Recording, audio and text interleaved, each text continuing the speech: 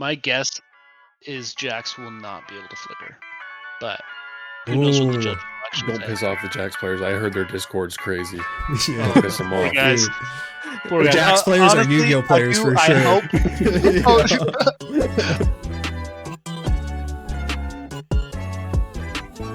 What's going on, everybody, and welcome to Pit Crew Podcast, Riftbound's #1 hot new podcast in the scene. Today, we are going to be discussing the Unleashed reveal season that came to a close. We're filming this on Monday, came to a close on Friday.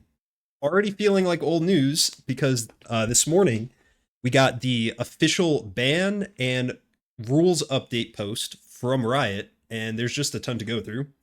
But before we do that, my name is TAZZ, and I'm joined here by the homies and co-hosts. We got Gentle Giant. Hi. We got, I almost said Thy King David. David Songbird. Yo. OG name. And then over there we got It's Just Jared. Hello. So what's going on, guys? How was your week since we recorded last? I got sick for a skirmish, so I wasn't able to go to that. Sad. Yeah. Is that an excuse? No, No passion. No, that's unwell. probably No, thank socially God you responsible. Yeah. didn't go. Yes. Yeah.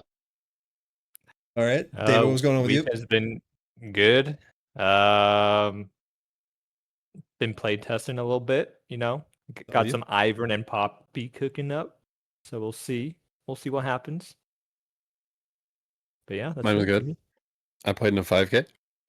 Yeah, it was the and I ended always sixth forget the name. place. It was the Laughing Dragon Expo Yeah. put on by, I think, Turn 'em Sideways. I know streamed it. I think they were also the main sponsors for the event too, though. Is that right? I'm not sure. Double check that. I'm pretty sure they streamed it and they were the official sponsors for the event. Really cool. But you came 6th place in the 5K? I did. Were Playing you Aurelia. Aurelia, because for those that don't know, Gentle Giant took the best of Yasuo at the Vegas regional qualifier. Now switched over to Aurelia for this 5K. Was feeling good though? Yeah. I mean, it's feeling okay. It's not the same. The whole time I was just thinking I just wish I was playing Yasuo. But Really? I just enjoy the play style of Yasuo more. I mean, Yeah. Aurelia is definitely better. How we'll see after the bans. We'll get into that later, but I feel like that could potentially change. But yeah, it was good. I faced 4 Dravens, 2 Miracle, 2 mid-range. I lost to one of them. He was mid-range. I beat the other 3. The Draven that beat me is the one that won the whole thing. And then after I lost that game, I won out. I beat a Mirror and Aurelia, and I beat a Kaisa. And then I lost to an Ezreal in the last round. If I would have won that, I would have taken 2nd place. If you He would have had a drew really- that, If I would have if I would have ID'd, I would have taken 2nd place. So mistakes were definitely made. I checked the Discord and it was like, I think you had already started your last game and Jared was like, he doesn't know this, but he should have ID'd. And then the next thing you said, I think in the chat was like, man, I should have ID'd. Yeah, I should have ID'd. Everyone was talking about this guy the whole time. He was playing a very unconventional deck. He's playing Ezreal. He didn't even have Called Shot in his deck. He was prepping. It was very tempo. Yeah, I actually really like the list he did. Yeah. Where it's like he's running the Plunder Poro, he's running the Sneakies, there's a lot of stuff where he can go quick, and then he gets the gold and is able to pay for like the Ezreal and the Vex with the gold, so that he's just able to like play a lot faster, keep up with the Aurelia, and then in the end game with a Vex, you're able to really mess up the Aurelia, which I thought the list was super sweet. Yeah, pretty dope. It was really cool, and then, like, I even knew what I was getting into because everyone was talking about him. And I knew he had gusts and stuff like that.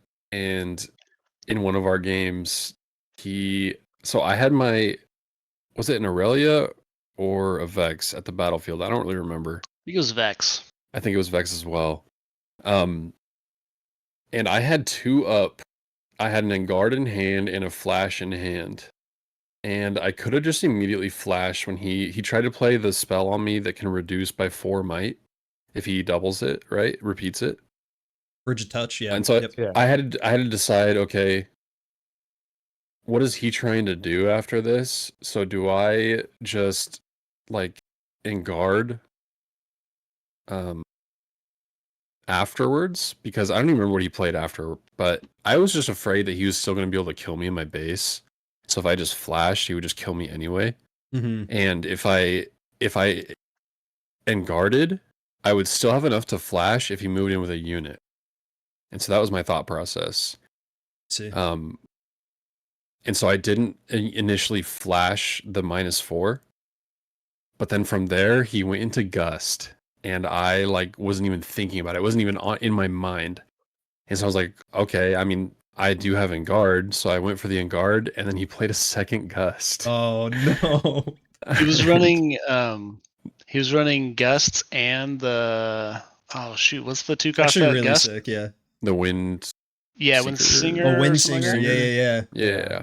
And Within in unit. one of the games that was on stream, he played sneaky and then Wind Singered it and then conquered the other side to win it at 8. I That's believe it was actually to win the crazy. game. Sneaky was putting in Pretty cool. absolute work for like the entire tournament. There was That's like 3 crazy. different decks that were on Sneaky that Yeah. were on stream that were all like it came in clutch each game.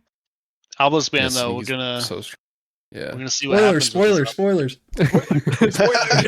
Yeah. Dude, but hell yeah. I have not been playing enough Riftbound.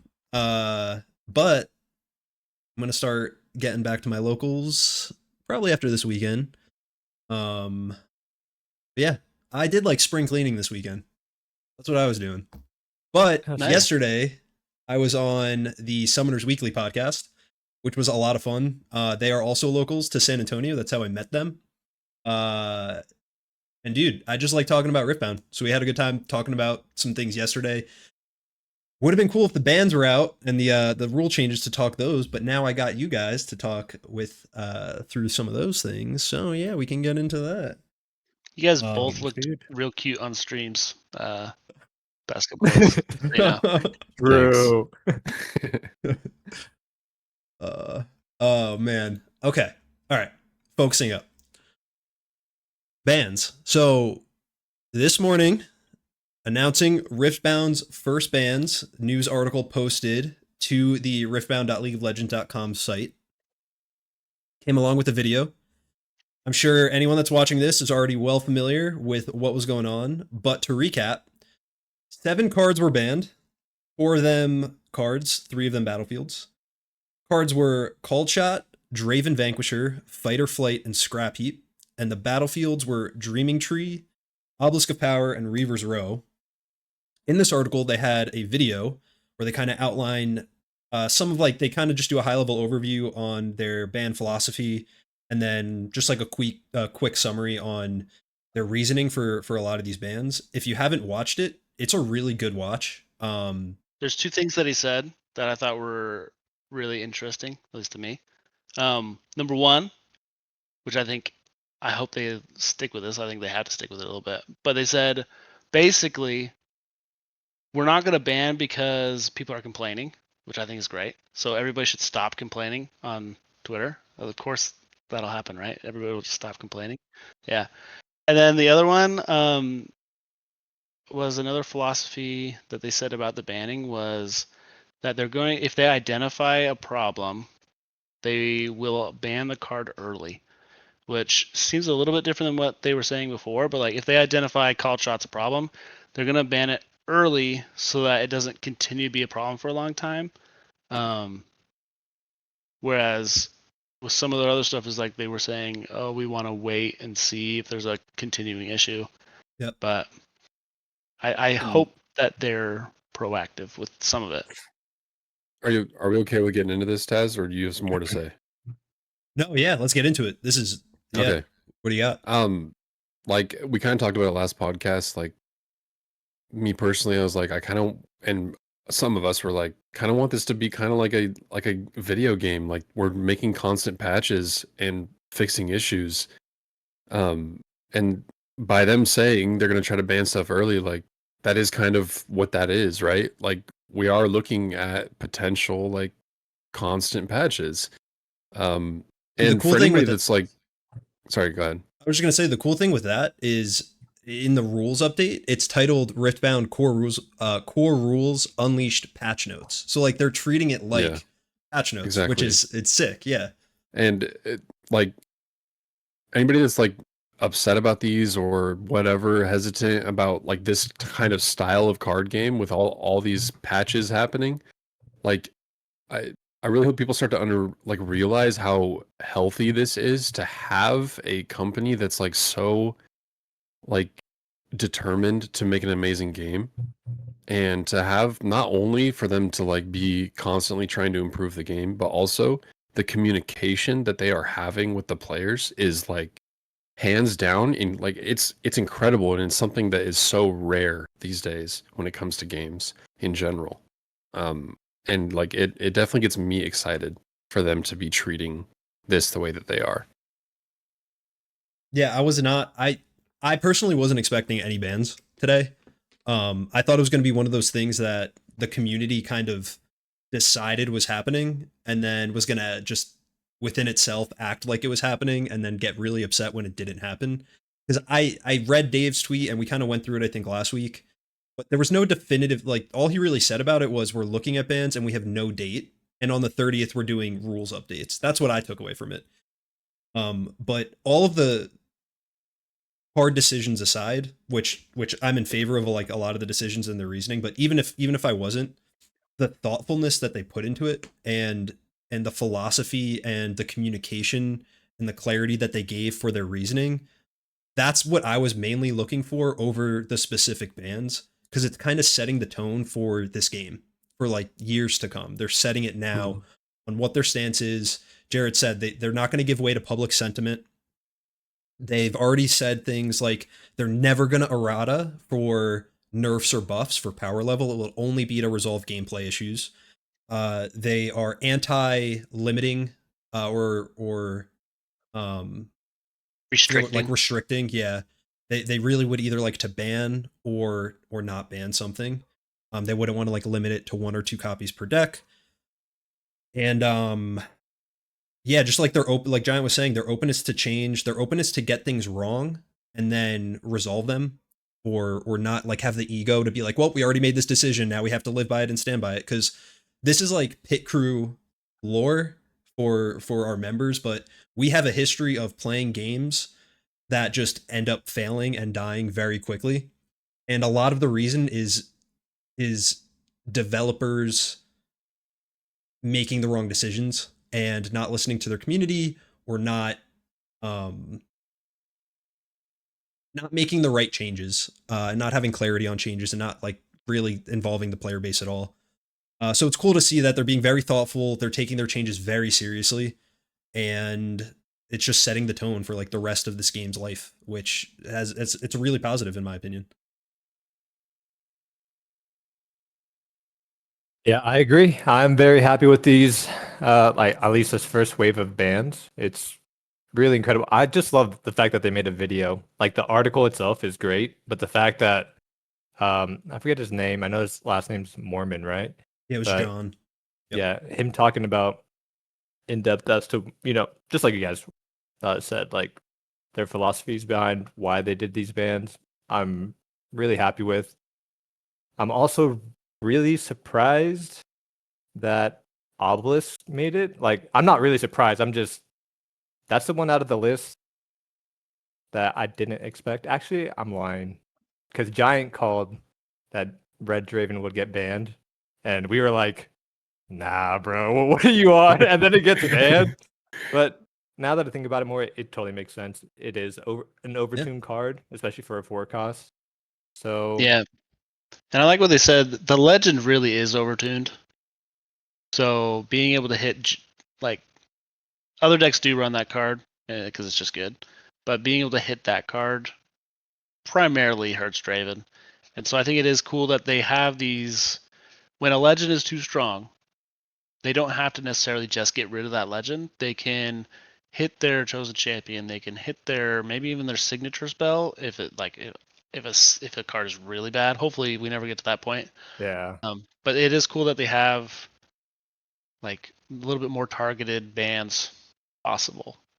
Yeah, the Draven Vanquisher does make sense too, because what other decks? I can't think of any other decks that are like made too much worse by Draven Vanquisher getting the ban. Am I forgetting anything? I think it's a strong 4-drop, but Red has so many strong 4-drops that other than Draven, I'm not sure who really got hit by it. I think just Red generally, just like Probably losing Red. a strong four energy Yeah. unit. But yeah, being able to get rid of the consistency of that guaranteed turn 2 play, that's just an insane unit. Hits Draven pretty hard. So yeah, that's Draven Vanquisher. Called Shot and Scrap Heap I kind of think of as like a combo. The reasoning they gave for those bans were, one, Called Shot is just, both of them kind of do similar things where they're just extremely efficient ways to get through your deck. Called Shot being just the 1 energy and then or 1 power that you can repeat. And then Scrap Heap, there's so many ways to discard and draw 3 off of that if you're doing it like from Ezreal. And I think they just said it kind of, I can't imagine that when they were designing the game and they were looking at set 2, that they thought players were going to build decks where they can run Red Vi from Origins and stack the bottom of their deck with the exact cards they want to hit in the order they want to hit them and get to that reliably. Right? Like, there's no way they developed the game and we're like, yeah, set 2, this is going to happen. I remember Jared and we were talking about Vi early in Origins being like, wow, I bet 4 years from now, someone's going to create or I guess they would be rotated by then, but 4 sets from now, someone's going to create a broken combo with Vi where they're stacking the bottom of their deck and hitting everything. I think Jared was on Promising Future to like. I was trying to do it. I was trying to Promising Future some stuff with Ezreal, but the thought was there. Yeah, the thought was there of like, card. It was like, yeah, this is going to be busted, but that's like a set 6 thing. Set 2, people were doing that reliably multiple times in a game. Which just, that's not good for the game. And I think they acknowledge that. Speaking of acknowledging it, the other thing I forgot to bring up earlier was there was like a lot of accountability for these problems that they brought up. Like, Draven was stronger than we thought. Miracle was way too efficient, was way too was way too strong. That's also really refreshing to see. Like, hey, we messed up and we're going to make these changes because of it. Thought it was interesting too that they referred to it as Miracle. Yeah. Right? Because that's kind of a player like derived term. I know it comes from other games. I know it personally from Hearthstone, but I think even before that it was from Magic. Doesn't really make sense in Riftbound, but it's the name that stuck. But they referred to it as Miracle Draven or Miracle Dex, which was pretty interesting. And I think that's just like another example of them being kind of tuned into their player base, which is always good to see from developers, because that's who they need to support their game. Just makes sense. It's also cool to. It's cool. It's along the same lines. It's cool to see them in the Discord. Like all the people that we hear that are making the decisions for this game. We see them talking in Discord, answering questions and like stuff like that. So it's just cool to see them so in touch. Yeah. We could move on to the battlefields though. David, you brought up Obelisk of Power before. Well, let's start with Reaver's Row because I think that's the obvious one, right? Everyone that I watched and all the things going on Twitter were like either talking about Called Shot or Reaver's Row. So what's more interesting to talk about here, I think, is the reasoning that they gave for Reaver's Row to see what their perspective on the situation was. And I think it was a lot of the same sentiment that players were feeling in that it's antithetical to Riftbound in that it's this non-interactive gameplay pattern.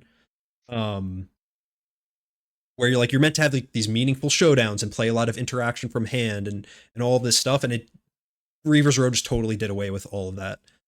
Especially when it's for free. Like you're not paying anything we see all these battlefields where it's like, oh, when this happens, you can pay a power to do something. You could pay an energy to do something. You could tap a legend to do something. Reaver's Row was just free. So they got rid of that, which was really good to see. The second one I wasn't expecting was Dreaming Tree. I don't know. Do you guys have any thoughts on the Dreaming Tree ban?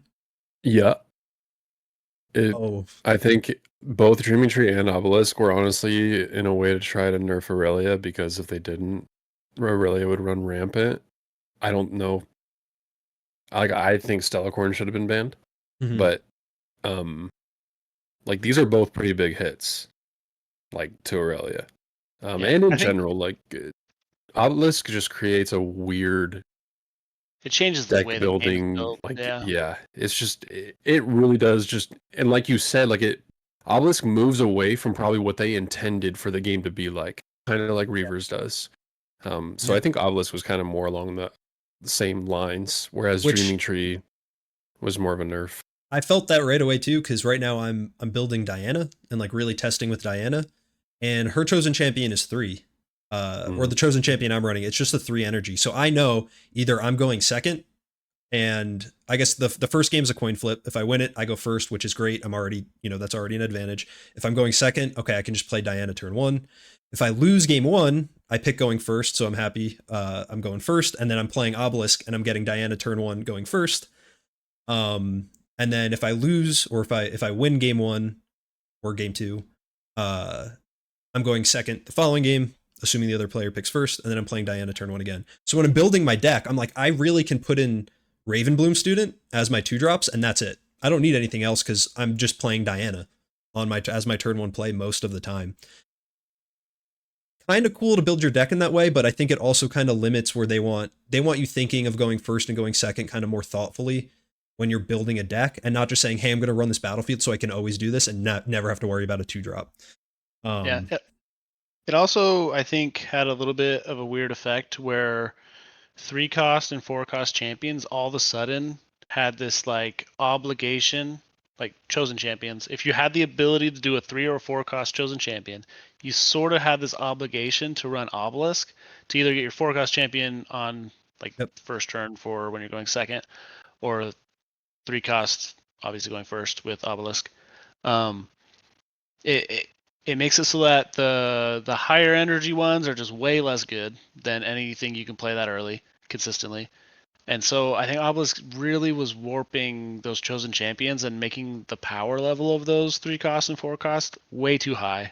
And then just like they said in the video, the consistency was a problem, where if you always get those cards, then it starts getting too consistent, and in card games that can be scary. Yeah, and I think having a 3 or 4-cost chosen champion is already good without Obelisk existing. So having Obelisk then enable it even further makes it even stronger. And then like thinking from a developer perspective, whenever they're designing champion units that could be chosen champions for Legends, now they have to design around this possibility that, someone might play it with Obelisk and then just have that power spike. And then it kind of limits their design because it just is too much strength. I don't know. So I think that's probably a good one to get rid of too. Give us more to think about building decks, and then they kind of have more design freedom with their chosen champions as they're designing it without worrying about them being too strong.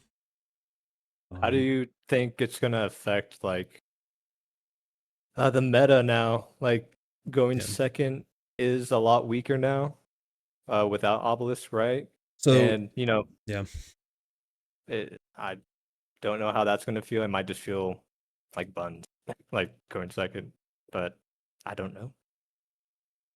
We'll just have to see, wait and see, I guess. I've heard people talking about how they need to change the differences between going first and second, which I think I kind of agree.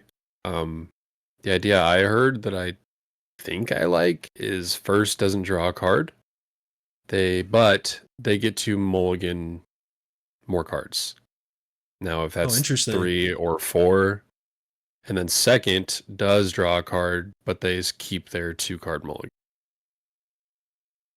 So Yeah. I kind of like that personally. You get a That's interesting. card as Yeah. first. You get more power on what you start with. Like that kind of makes sense to me. And I think it would even the scale a little bit more, but I don't know. Yeah, I saw Yeah. like. Go ahead. I think that if they could do something to mess with it. I don't see them changing that for a little bit, in my opinion, especially since they did just ban Obelisk. So now, like, obviously first has always been the best, but the game is still pretty early, and that's a pretty big change. So I think that I think they would probably want to gather more data before they make that big of a change, because that is really big. But I definitely think it could be a good idea to touch on the first advantage, because it definitely is relevant. Of the bans, of like the ban decisions they made, the decision I've seen get the most pushback has been the Obelisk one. And the argument has been going second is so much worse. Obelisk kind of resolves that. And my first thought there is like, that's a band-aid. You don't want a single battlefield now being the thing everyone has to run to get by this going second disadvantage and make it feel more playable. So I'm okay with banning, but I do agree like there is a problem with the going second versus going first advantage. But like Jared said, it is a big change, but it's cool because after this like round of rule changes, it's not unthinkable to me that this is something they would maybe change in the future. Had you told me this last week, I would be like, no way they're changing the start of game procedure. Like that's already set in stone. Like there's no way they're going back on those decisions. Now, it's not unthinkable to me that that's something that might happen a set from now, 2 sets, 3 sets, or ever. If they felt the time was right, they'd be thoughtful about the decision. They would know it's a heavy decision to make. But if they thought it was the best thing, they wouldn't just be locked into how they started. They would, make the change if they thought it was needed. That's really cool to see in a game when you have that trust in the developer that they will do what they need to do for their game. I don't know. I think that's pretty cool. Yeah, can you imagine going first and you're like, all right, awaken, beginning, channel. Yeah, I would prefer they just give like second place an extra mulligan or something like that. Your ABCs. No D. Yeah, maybe that's the answer, but I still don't know. That doesn't incentivize you really to go second. You're not incentivized to go second. Like it should be an actual decision. Yeah, Right. I think Because as more cards are released, that we might get to that point. Yeah. I think right now, Right. something we've talked about before is going first and doing nothing right now is better than going second, like choosing to go second. Even if you're a deck that's kind of built around it, maybe in niche scenarios that I'm not thinking of right now, that could be different. But usually picking to go first and doing nothing is better than picking to go second. Maybe that shouldn't always be the case. So yeah, we need some changes to kind of get past that. Yeah. But something to move on to is who do we think are the biggest winners and the biggest losers of the bans? I think the losers are pretty easy to point out. It's Draven and Ezreal, right? With I the think call David shot will and like the Scrappy. winners. But yeah, I think the winners. Where are you pointing? Sorry, the he's over here for me. On my screen, you're pointing away from each other. Yeah. The winners is obviously the more interesting conversation. So what are we feeling? What are we feeling happens after this with Spirit Forge? Because I know talking Unleash now with the reveals, but with the rest of Spirit Forge, where do we feel things are going to kind of settle? I want to hear what David thinks. I think Victor just went up, and Yep. I think Kaisa just went up. Yeah, Yep. Definitely their stonks massive are, stonks. Yeah. Does Kaisa struggle into Aurelia? Yeah. I can see there being Absolutely. big problems there. So I don't know. I don't know. My if game was that- pretty close against the one I yeah. went against. That guy was really good, by the way. But Yeah, you having a and deflect actually, unit is annoying. How does that go? my list yesterday, by the way, I was only running one fighter flight. So Yeah, we completely skipped the Fireflight ban. Yeah. Wait. I think it's great, Yeah, man. I'm just realizing this. I wanted to save. Let's rewind. Let's rewind. I wanted to save Fight or Flight for last because that one I think has the biggest meta implications overall out of like almost any of the changes. I play Azir. Fight or Flight's my least favorite card because you really need your Azir chosen champion, the yellow Azir, to like put in work, especially against Draven. And since he has a when I attack trigger that pulls all the units to his battlefield or wherever he is, if you fight or flight that at reaction speed and it's hidden, you just totally deny you being able to move units. And I can't tell you how many games came down to like 6 to 6 points. I need to go 6 to 8 now, or they win the following turn. And if I could have used Azir, I would have won. But since they have fight or flight there, I lose. So I'm really happy about that, and I can only imagine people playing other decks feel the same way. But It's yeah, my what do Yasuo. we think? Huh? What was that? It helps my Yasuo. Fight or flight ban helps the Yasuo. Yeah, dude. Were you? How many were you running in Yasuo? Reaction speed. When I attack trigger, like you Right, said, same they reason. can't stop my Yasuo from killing. And like a big part of it's like, okay, I have flash anyway, and That's the you also primary use you also for have it, the yeah. green. You have the green hidden that is another flash, right? Yeah, Emperor's Divide. Yeah. And Yeah. yeah, so it's like, okay, what would a deck like Yasuo use fight or flight for if you're not using to bounce yourself back? It would be to bounce somebody else back defending. Okay, well now you just fill that slot with a different card that defends, like a stun, Mhm. and you're good. And I think 90% of the time you were not, like, as Yasuo, you were using it as a move Yeah. for yourself. Like, And there's another card that does the same thing, right? So it's like, Yeah. the person who hurts more, obviously, is Draven, probably. Yeah. But it helps, is kind of just like a broad purple nerf too, which I think is Yeah. probably needed at this point. It's a really good card. Yeah, it just does everything because you can use it aggressively as like a pseudo ganking. You can use it defensively, or like when you're attacking to push something off and win. You could use it to save a unit that gets targeted by a, out of battlefield spell or form of removal, and you just, use that reaction speed hidden, and all for, power if you're hiding it. It probably hurts Teemo the most out of everybody. And that know is my heart. Oh, Like, Teemo. I imagine that's probably his best hidden. A little bit unfortunate because I'm looking at Pike, so That's it's also pretty true. big. It's a pretty big hit for Pike as well. But it is what it is. I had it in Dave's gonna be my eating Diana good, though. build, so There's more about the unit hiddens, I think, though. So. It's good for Right. Victor. So it is David's good for gonna be Victor. eating good. W. But not if Kaisa is relevant, because that is not a fun matchup. Yeah, That is also true. play that a lot in set 1. I don't know how much it's changed by now, but It's probably a little just better, still miserable. Yeah. But yeah. I don't like it. Yeah. You have some crazy card draw though. So the problem was that you'd run out of cards, right? Or no? There's a lot of problems with that matchup. It's just like, yeah, who has units? Because we're both trying to do the same thing, just straight up removal, trying to It's control. almost like we're going from Ezreal, Draven, Aurelia.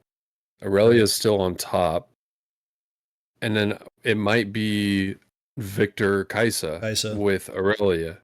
Victor beats Aurelia. Aurelia beats Kaisa. Kaisa beats Victor. A nice little triangle going on. Little meta triangle. I feel like that's a good thing, right? Like, yeah. That's pretty good. Well, I feel like I think Ezreal's still gonna have deck lists. I do think Ezreal's still going to be out there. There's so many different ways you can build Ezreal that I think he's always going to have an anscer. And but I do think Diana's Draven's still going to be out there so... too. Like, mid-range Draven still is good. Like, replace your fight or flight with more might. Like, okay, add a longsword. Yeah, people are going to bring longswords back. Help you win that fight. You know what I mean? Yeah. The Chosen Champion is a big hit for him. Oh, absolutely. But I was talking about, I forget who I was talking about this with, but it's like, dude, big Draven, I think running purple Draven and Draven's a mistake. You don't have a way to save it. A lot of the time, like, he's just going to die and you're going to lose because of it. So I think you run big Draven. And, bro, he's a 5 energy unit that Draven plays fast early. Mid-range Draven does, right? You're going to get a lot of points the first few rounds. He's going to come in, be a big boy for you. Like, that's still good. Yeah, I mean, it's just like Draven's gonna have to shift to like more honest combat, which is cooler because that's kind of thematically what Draven's on. Like, that's what his theme is. So yeah, I think you totally hit the nail on the head. Like, we're gonna see the longswords come back. I think we're gonna go back to like early lists of Draven that were unrefined at that time, but now we took a lot of its like tools away from it, and it's gonna have to kind of revert back to that. Those initially strung lists. I don't know if it's still going to be. I'm seeing it like as a B tier deck because the Chosen Champion hit I think think it's is still Chosen A. Champion massive. and I think it's A. Reavers. Because I think he on could still be A. when you're a Yeah, I think he's A. when you're a mid range deck, it's so important to like get your value units out Yeah. there, like turn 1, turn 2, turn 3, like on curve. And being a mid range deck that could do his 4-drop every turn 1 or 2, that was so strong that that one turn of like missing it, I think is enough to like just set it back to put it down to B tier. true. But I'm interested to see it. I hope people still try to. I hope people don't just completely abandon Draven because it was the top deck, and then now they're like, oh, it's nerfed. Like I don't want to play it anymore. I Going hope back there's to people that Kaisa. try to innovate and like try to build it. But yeah, maybe they're just gonna hop over to Aurelia. But the big thing I saw people talking about pre-nerfs or pre-bans was they were afraid if Draven got hit, Aurelia would just rise to the top. I think that's what we are going to see, but a lot of the bans did hit Aurelia too. Giant, you've been playing Aurelia, came in 6th yesterday at the Laughing Dragon Con. Yeah. What are you thinking for battlefields? Have you thought about what you're going to replace those battlefields with? Well, first of all, as soon as I heard all these bans, I was like, I'm going back to Yasuo. So Okay, so yeah, okay. there is that. But he's not thinking about the battle. But off the top of your Yasuo head, is similar. what would be Yasuo is what do you- similar. So actually, like this does still work. Well, did you run Dreaming Tree also- on Yasuo? I don't remember. Yes, I did. Okay. I ran one different battlefield, so I'll get into that. But before the podcast, I was talking to Jared about this, and I said like, yeah, Aurelia is going to be on top, but I do think she's way easier to build against than the Draven meta currently. Like I do think she's way easier to counter. So I do think that's going to like take effect here. Now about getting into the battlefields. Back alley bar is a good neutral battlefield. Like you are using that more than anybody else. Nobody else is really going to use that. You're getting a +1 might from moving off that battlefield. You got your boots swiftness. You slap your Aurelia on the battlefield. You get a free +1 might, which means that sometimes you won't have to spend a card to win a combat, which in turn ends with you more cards in your hand when it matters.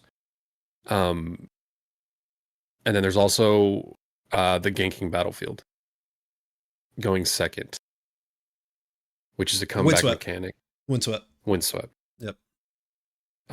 Interesting. Yeah. Which honestly could be very good for Aurelia because, you know, a lot of the time you're just waiting for your first turn. You don't do anything. And then you play your Stellacorn, then you still don't do anything. And now I'm doing something, but at least I can score 2 points, even if I don't have boots. So it's like, I don't know. Windswept is an option. Targon's Peak is also a good option. For going first, obviously, like there are still good battlefields. There's also the one that generates a gold. Big issue with Aurelia is you run out of runes to use. So if you can spend an energy to get a gold, it's going to help you. Paper Tree is another option. Just I was allow going to mention that one. like if your opponent gets on, like you do this going second probably. If they get onto a battlefield, if you're not able to get them off, whatever, I still get a rune. Now I can still steamroll you easier later because I have more runes to work with. So there's still a lot of good battlefields to use. So Yeah, she definitely probably took the most advantage of Dreaming Tree and Obelisk, maybe of anybody. Yeah. Because of Sneaky going first is just True. it's so strong. And then Dreaming Tree, she needs cards and she makes good use of cards. So and she's targeting herself all the time. So like she really does get hit by those two. And then obviously Fight or Flight. But I do think she'll still be good. But like you said, she can be targeted a lot easier than Draven, in my opinion. So I think we'll see other decks rise up that were being pushed down by Draven. That'll be a problem for Aurelia. Things What like deck do you Victor. think? Victor. Any Fiora? like Is Fiora gonna get better? Sure, why not? I mean, I don't think Fiora likes playing Draven particularly, so less Draven. Well, I'm Probably not good even for talking Fiora. about Draven in general, but yeah, Yeah. I agree. But also the bans, like So- Oh, fight or flight does definitely Right. help Fiora a lot. just have feels to like worry about rebuke. orange overall. Yeah. Like how many Yeah. times have you committed to like a punch first, and they're like, "Oh, I'm just gonna fight or Yeah. flight my thing back." Exactly. Yeah. Now, first thing I thought of was like, all right, I got to update this Diana list I'm working on. Take out, I was on Obelisk, fighter flights. Took out the fighter flights, put in the flash because I was like, all right, kind of does the same thing. And how I'm kind of using this is to save my Vex when it's in trouble or I have to put it out there a little earlier than I'd like. Then I was like, well, flash was like a $50 card. I wonder how this ban update impacted prices. I'm pretty sure it's already up to 80 or 90. Oh Which is my disgusting. God. But I did see a Discord post from Dave that said they are printing more flashes. I don't know what Yeah. that means. It's got to be the gem pack or the The Nexus Nexus pack? packs. Yeah. Yeah, so maybe we'll Yeah. see it there. My Because Flesh like and he Blood will didn't show like say that, but it wasn't we're getting more. And I think another print run of Proving Grounds is coming out soon. But he didn't say, hey, we're printing more Proving Grounds or like we're getting this out. He said we're printing more flashes. So specifically Flash. So that's really cool too that they know that's a problem and Yeah, can you imagine that at Atlanta, he's like there with just a stack full of just flashes, throwing giving out them out. flash, just getting it out there. Yeah. Well, Just it was handles- crazy. That would actually be hilarious. That'd be so good. It was crazy that it was not in set 2 Nexus Knight. Unbelievable. Like, That- wild. It's the one I card agree. that matters in that set. Yeah. Why was it not printed? That's crazy. Crazy. Especially when they were like, hey, we're hearing feedback that, this product is too hard to get. We're going to give you the cards. And everyone's like, oh, yeah, we're going to get Flash in the set. And then, nope, not there. So that same message, Proving Grounds coming soon to a Yeah. store near you. Yeah, right. Oh, man. If you can even get your hands on it, I feel like they're just going to sell immediately or be sold for like, I don't have scummy LGSs. No one's like upcharged too much, but I could see stores getting it and charging like $100, which is a shame. Luckily, I picked mine up super early. I got one. Sit right there. I just pulled it to my LGS set one, the one right next to me, and they had one left, and I was like, sure, I'll buy it. W. Also brings up another interesting point, though. Oh, wait, go ahead. Oh, no, I was just going to say, I called like 20 different stores. None of them had it. Never got one. Never got to see one in person. It's like, all right, cool.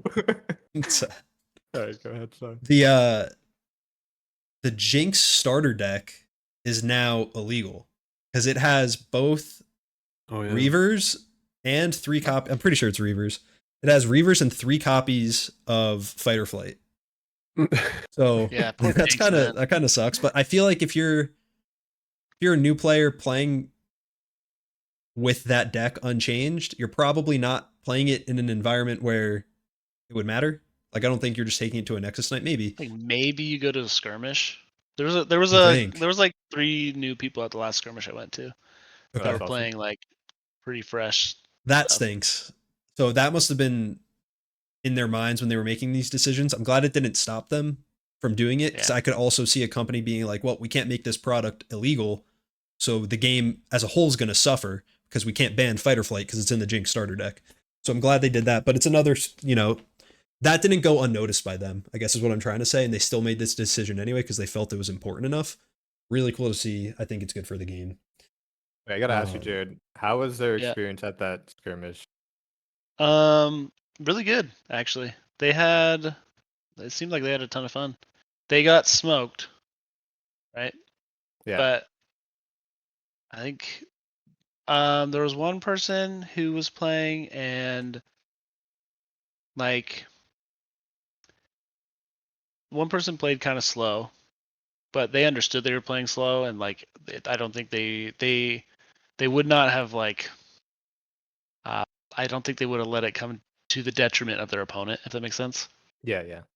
And then just another person actually played really strong. There was a person playing Ari, and then another one playing Yasuo. So good choices. And the Yasuo actually had like a really good match, but unfortunately lost. So, and I didn't see all their games, but I don't know. They were high spirited and having a lot of fun.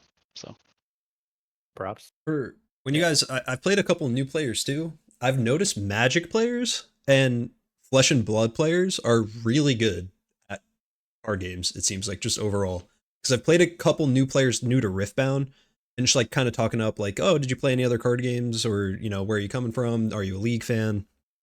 The Flesh and Blood players specifically are like insane at the game very quickly. Have you guys noticed anything similar, or in, like your communities? Wasn't it the hardest card game? Well, Is it? it's Is just that? a I don't know. very it's a very competitive oriented card game. So I think that kind of like I think if you're Draws a playing certain Flesh type of and Blood, player. yeah, if you're playing Flesh and Blood, you're probably a little bit more competitive. Because there's not like the casual scene isn't awesome. They're working on it. But it is a very competitive, focused game, I think.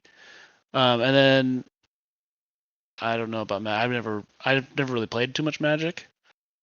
So are you saying that the Yu-Gi-Oh players? What are you saying about them? I'm saying Uh-oh. nothing. I don't- You're I a come from Pokemon Pokemon, player, right? Yeah, I come Yeah, from yeah, Pokemon, yeah. so it's a good game, by the way. I love Pokemon. Your Shout out face to is getting Pokemon. as red as Jared's background. Yeah. No, is Magic the Uh, game where if you have full runes, you draw a You card? even know? Oh, That's I don't know Riftbound. that rule either. I'm kidding. Wait, what do you mean if you're at? You don't know I Magic? don't think Because- you can be at full. No, you can't. So- I don't think you can because you play lands. Yeah. Whenever they have full mana, there's like some type of card player. They always try to draw a card when they have 12 runes up. I'm Oh, like, I've had that what game too. is that? Is that One Piece? Oh, I see what you're saying. It might be One Piece. I have no okay. idea. You know what's crazy? None of us have played Magic. That's actually crazy. That is wild. That is crazy. Yeah. We also have Self-proclaimed any of us played T- One Piece either.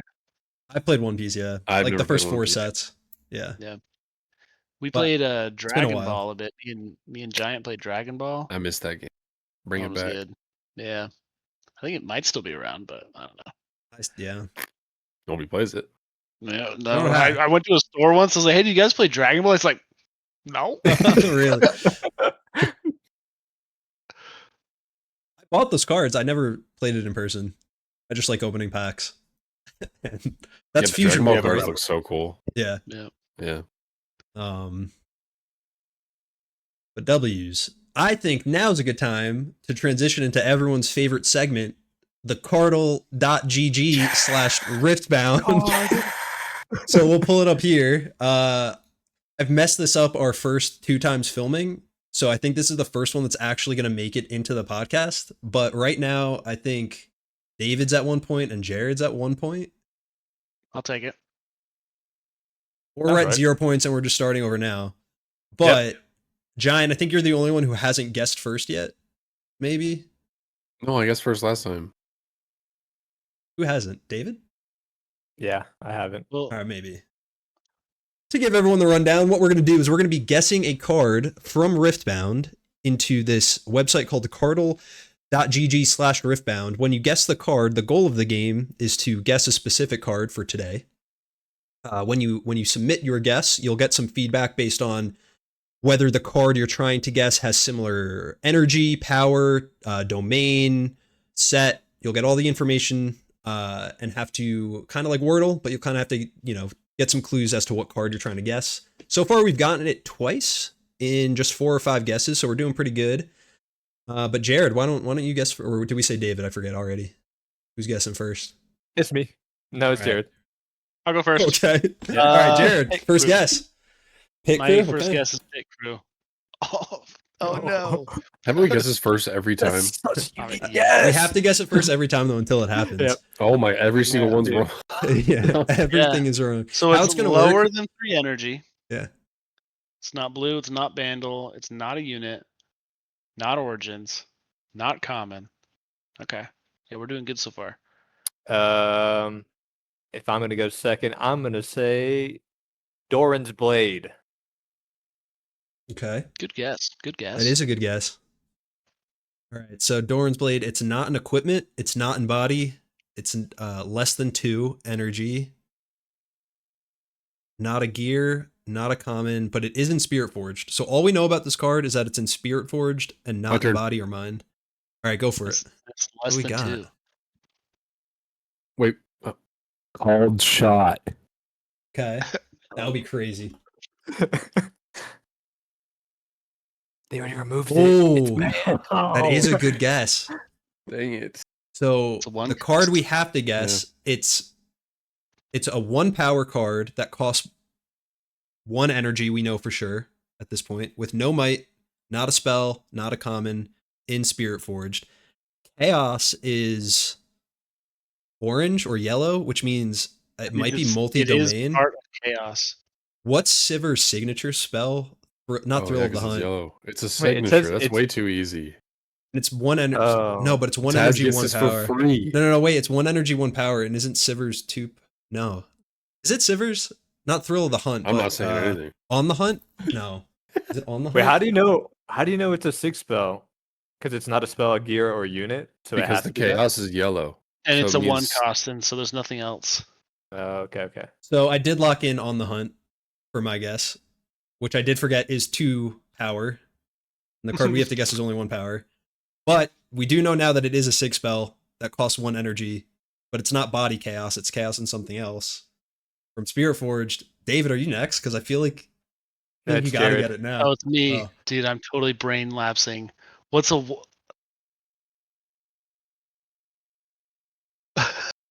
It should be completely obvious, right? Oh, I It know what should it is. be. I know what It's it a is. chaos card. I know what it is. It's not Ezreal's. Nobody It's say not anything. Sivir's, obviously. Not Draven. It's Oh my god, yeah. Oh my god, this is so easy. So easy I say as I what are just the got other it wrong. colors? I need them both to get it wrong. There should be a timer. There should be a we timer. we should implement a timer. Aurelia's. that It's Aurelia's. Yeah, Defiant GG. Dance. Dang it. It is. It's got to be right. Defiant Dance. Jared has 2 now. It Let's is go. Defiant Dance. Actually, Jared oh is yeah, we at- started over. Jared has 1. I'll take it. Good job, everybody. I like that a lot. Anyway, that's a good transition into the rules update that we got along with the bands. Jack's flicker. So flickering in games is yeah. like kind of when you would Yeah. like replay something. In the terms of Jax, it would be using Jax's ability to equip an equipment to the same unit to proc something like Brutalizer or Aphelios. Aphelios, yeah. It is now in the rules that if you equip something to a unit it's already equipped to, nothing happens. Jack's player's gonna be so mad, bro. Yeah, Yeah, they're- poor so Jack. mad. It was, caused an it was uproar. so cool. It was so cool. It was the for a next deck I small amount wanted of to play time. too. Yeah, it is really cool. I hate it for Jax, but it was so unintuitive. And I Question. Didn't make think any sense. Yeah. Answer. I played against on TCG Arena today. I played against a guy who was playing Jax. And Yeah. I was like, hey, you can't do that anymore. And then he said, the rules aren't into effect until May or Tomorrow. something. I No, said it's tomorrow. But he said no, it's blah blah blah. The bans are tomorrow. The rule changes are further Yeah, away. maybe. But what? Why? I don't know. I won't say anything. Never Wait, mind. that's a good point. Well, what he said, it would be after Atlanta. After Atlanta, Yeah, he said May. He said If- May so or when the maybe rule effects take effect. the rule But I effects was might like, not be until Unleash comes out. Nope. Oh. Taz shaking his head. It is the Unleashed path. Yeah. Learn all about the updates to Riftbound's rules, which arrive with Unleashed. yeah. So So he was Atlanta right. is not played with these rules. Correct. Yeah. Interesting. Huh? That'll I be did not think of that. interesting. I didn't see For anyone some talking of about the that either. clarifying rules. Yeah. Well, so, I wait, think some of it'll- the stuff are core rule changes. So Yeah, are don't some know, of I the think- changes? That's confusing, bro. we'll have to. Yeah, why would I'm they sure the release it? judges for Atlanta will say something. I think it's gonna be they're gonna follow the rules before these patch notes we're reviewing. But if it's one of those scenarios where it's like this is The not rules didn't address defined it in the fully. rules, yeah. If it's one of the scenarios that they're like resolving in these patch notes, they'll use whatever the to be scenario is gonna be. Yeah. My guess is Jax will not be able to flicker, but who knows what the Ooh. judge selection Don't piss off the Jax players. I heard their Discord's crazy. Yeah. Oh, Piss them poor off. guys. Dude. Poor The guys. Jax players are Yu-Gi-Oh Honestly, players for I sure. hope I hope that they get one last ride with Yeah, it would be kind of cool. I did get beat by one in Las Vegas, so I'm over it. But That's probably got to be it for the episode because I think we're probably well over time, but a lot to talk about, a lot more to talk about in the next one. We'll probably get more into Unleashed reveals and decks we're excited for in the coming weeks. But for now, that's all we got. And thank you all for watching and have a good rest of your week. Peace. Yep.